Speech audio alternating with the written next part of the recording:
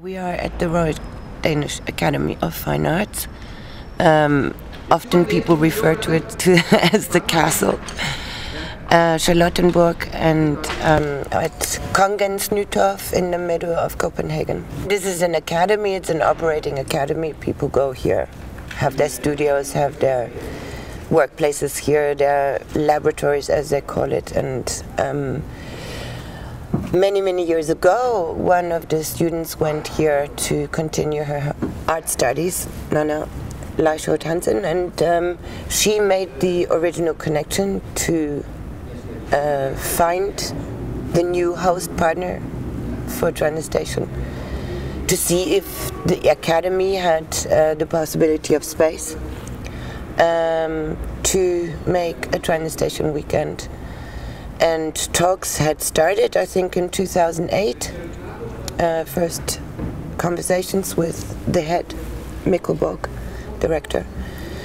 And the first talks were about what is transitstation, how, what's the event, what is it, how does it operate, and right away one finds that these things cannot be just simply explained in text or here's the website, go read.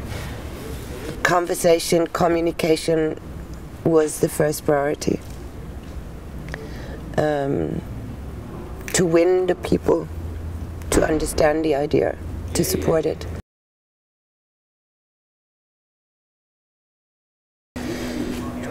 Transitstation is the word is almost like a double meaning. The station is where you stop, and in transit is where you go. It's about change. The constant is change, so the double meaning is in that word, transitstation. It also refers to a metaphor, a kind of image of this event being on the train, being on the move through Europe, stopping at stations in Europe, at a platform. People embark to continue the journey, to make the event happen at that station, then travel on, picking up people. People are also departing. So it's the kind of fluidity that goes through the word of transitstation.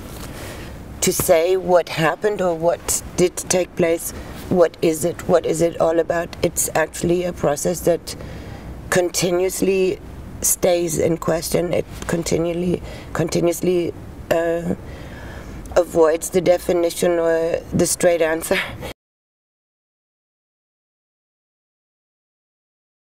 The main issue of the event and of the nature of the event, of the idea concept, is communication, which again is also no clear answer. You cannot 1, 2, 3 communicate this process, and how do you communicate something that changes all the time, or that is avoiding definition, that is fleeting, a kind of boxed definition.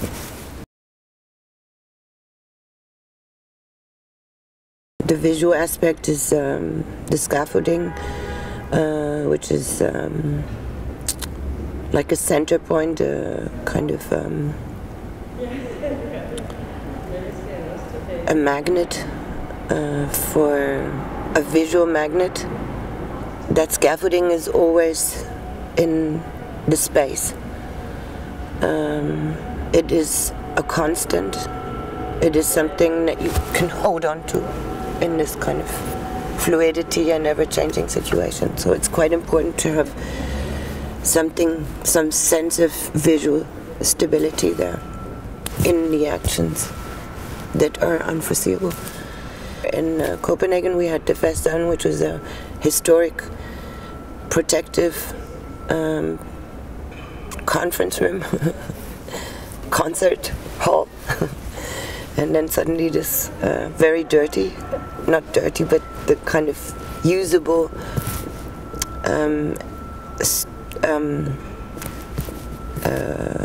scaffolding system was erected, and I didn't clean it, so it had the traces of other buildings, other streets, other places still in it. In the grooves there were cigarette butts and, you know, dirt and sand and stuff, and I find that it was a detail that I never actually noticed before, and here, since the contrast is so strong, I thought this is really interesting. You know, you bring the street life into here, because I've talked to some people and they found that the weekend and the way it was set, this room was like a bubble. It was so unlike reality, and you enter this bubble and two realities are so meeting, you know, the contrast from outside to inside. And yet these little residues, these little traces, you know, in between the scaffolding was the reality that you perceive to be the outside, you know. So that was a little bit, but that was me, okay. I recognize these traces. I don't know if other people did. Maybe they did because they got up and they had all these kind of funny things on their head behind. Or they didn't even sit down. And then we had to protect the floor with some other floor, so that floor was problematic because it created a visual inside-outside thing, and I wanted to be much more radical with the scaffolding for it to cover the whole space and to have much more of an entrance through the door. You come through the door and you are inside it, but it created a kind of gangway because of safety and security, and that made an inside-outside produced kind of thing, which was problematic for the viewer to feel possibly that immediately he enters the room, he's in the work, he's in this scaffolding thing, he's in this kind of change situation. The 24 hours for the viewer as well as for the artist are situations where you meet your own physical and mental limitations. You test them, you, me. The artists do too. We found that out yesterday in the conversations, that those limits were tested, and it releases a different energy. The dynamic and a situation and the idea of change can only happen when something is ongoing. Leave conventional expectations behind and enter something that maybe is unexpected or unpredictable. And there are moments that are difficult and there are moments that are easy. And within 24 hours you have endless moments, endless changing situations. And here it's a whole bunch of people. It's not one. It's the entirety, it's the organism that is made of all this work. And yes, the individuality does, I think, step into the background. However, the authorship, you know, is in the foreground. And if you don't understand that, then your image that you create as an artist for transitstation will disintegrate.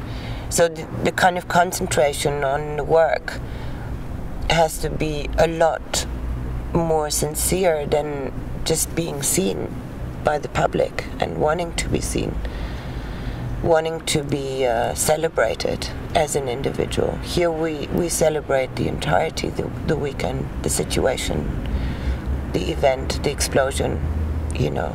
So many elements that in artist human psychology maybe are difficult to deal with, you know. Because as an artist you're being defined as either you're famous or you're not famous. If you're not famous, you're somewhere in the underground, and you know.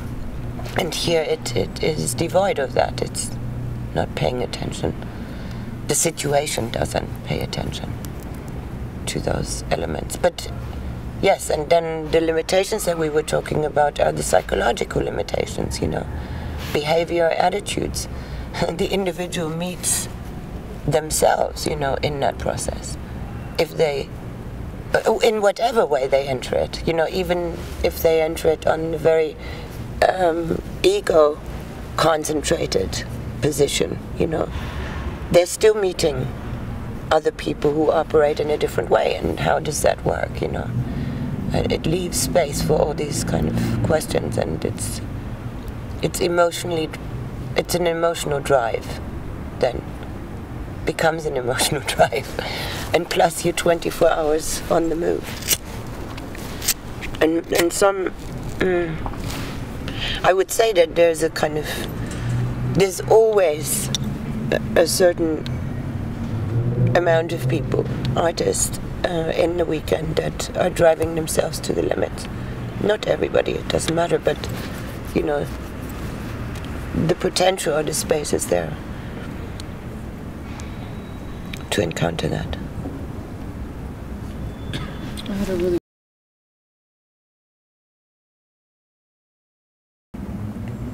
The viewer is engaged in experience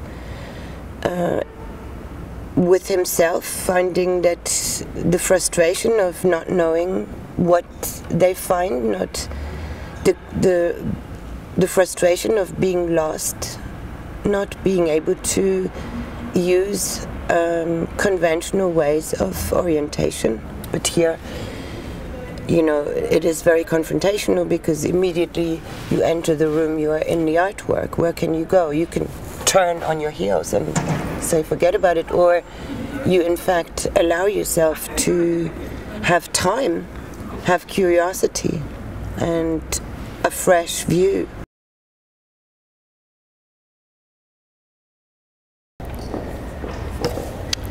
The aimed or planned number was 72 participants, including the technical crew and the graphic designer, but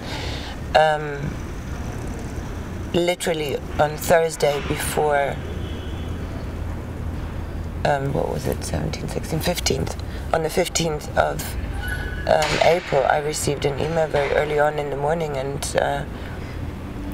the Scottish artist Aaron McCloskey wrote me an email saying, due to the volcanic outbreak and the ashes in the air, there were no flights. And I thought, oh, this is a great headline, you know? This sounds fantastic, you know? And I didn't realize that that was the truth, you know? And then from then on, emails poured in from the people being stranded in Paris and Barcelona and